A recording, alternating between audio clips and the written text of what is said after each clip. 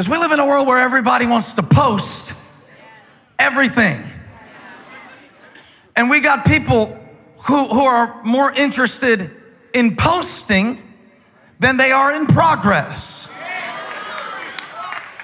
One man was talking about the game Guitar Hero, the game where you can press the buttons and pretend to play the guitar. You don't have to prepare, you just pretend. And he said everybody wants to be a rock star, but nobody wants to learn the chords.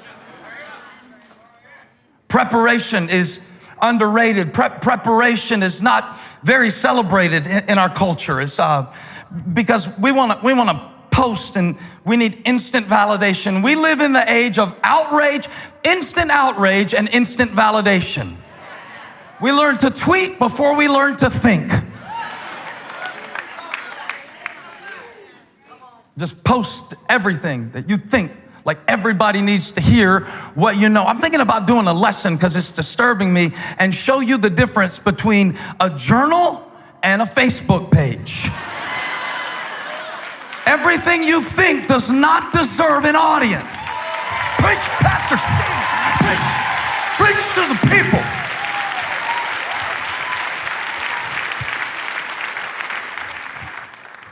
Some of y'all are shouting because you're hoping that your Aunt Susie in Oklahoma hears this message. She's embarrassing you and the whole family.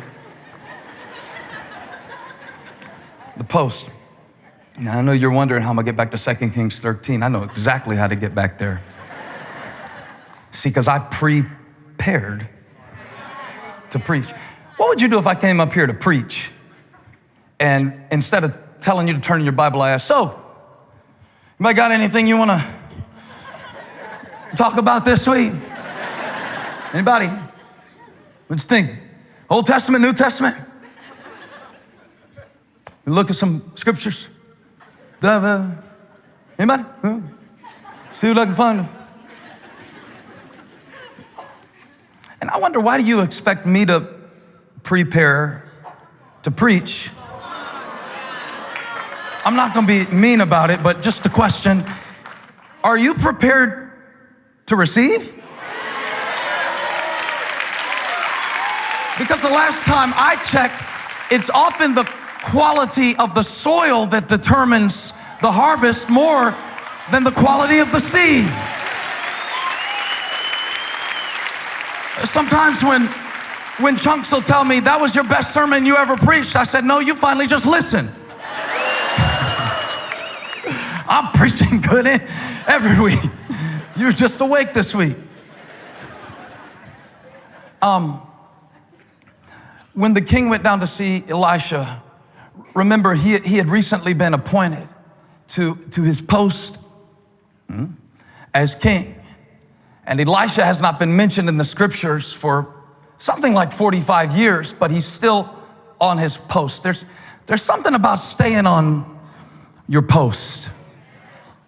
It is the lost art of being planted. And you are never going to fulfill purpose until you commit to your post.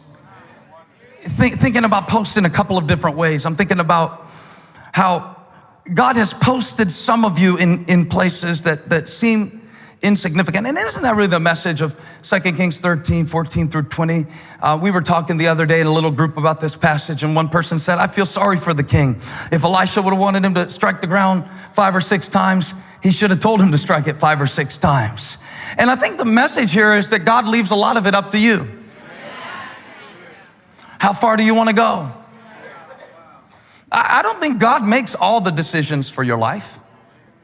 I think he lets you decide within certain parameters how much purpose or potential you want to fulfill. I don't think that God presides everything about our life. Do I believe that we each have a purpose? Yes. Do I believe that he's God whether or not you marry Jimmy? Yes. Do I believe that you quitting your job will cause the cosmos to collapse? Or that any presidential office could thwart or overpower the presence and the preeminence of God? No, I believe he's sovereign, but I also believe that within his sovereignty, he has left space for you and I to take responsibility. The post. How do you preach about the value of preparation in a post-oriented world? How do you preach to it's not really an age thing. It's not really a social media thing. I mean, I put stuff online too, just like the rest of you, but I wonder sometimes, do we want recognition before we've taken responsibility? Do we need the pat on the back? The battle is won or lost in preparation. This is true of athletes. I can tell you, any athletes in the house? Are there any professional athletes in the house? Any NASCAR drivers in the house? Y'all know NASCAR is not that simple. I mean, it is a very sophisticated sport. I only know because of Joey Brittany. If he isn't racing, I don't watch. I'm not a NASCAR fan. I cheer for 22. Comes to my church. And he told me to come out to a race, to see him race. I didn't really want to go to the NASCAR race. And after I went, I was fascinated. I got to hear his teamwork and everything. And Chunks, who I mentioned earlier, who only half listens to my sermons sometimes. I'm kidding about Chunks. But he turned to me and said something, because when I went to the race, Joey won. I'm not saying it was the favor of God because your pastor was at the racetrack. I would never say something like that. I would only imply it. But he won, and Chunks looked at me on the way home. He said, you know what's interesting about that race? He said, that race wasn't won on the track, it was won in the garage. Because he had been talking to one of your team members during the race, explaining how all week, the team is 350 people, he told me, working on that car. You see one driver. And he's a good driver, and if he can't drive, they don't win. But no matter how well he can drive, it's not what happens on Sunday. I feel like preaching a little bit because I think this has something in common with spirituality. It's what happens Monday when they're trying to make the car a 1/10 of a pound lighter. Just a 1/10 of a pound lighter can make all the difference. I mean, just a little bit, just a little tweak on the motor, just a little race note on this track and this turn. And I'm making stuff up because I don't know a lot about NASCAR. But what I'm trying to say is maybe God is more interested in the garage than he is the track. God is a God of preparation. He would not feed the multitudes until they sat down in the grass. Why? Provision awaits preparation.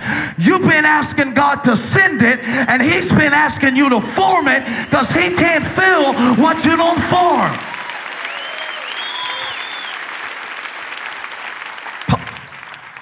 It was decided.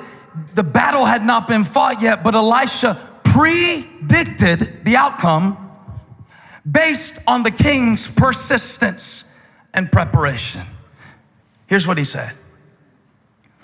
If you won't do the groundwork when it doesn't seem to make sense, if all you want is this, great marriage, happy family, 8-pack, whatever, prayer life, whatever, I don't care what it is. I'm telling you, it's about the garage. He is the God of the garage. Tweaking stuff and fixing stuff you can't see.